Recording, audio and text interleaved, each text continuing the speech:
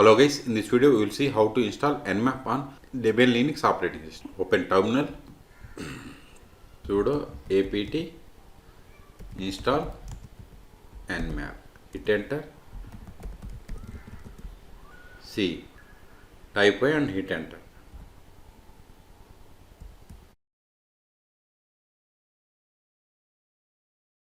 See, it is installing nmap 7.93. Let us verify nmap -version. See, we have installed nmap 7.93.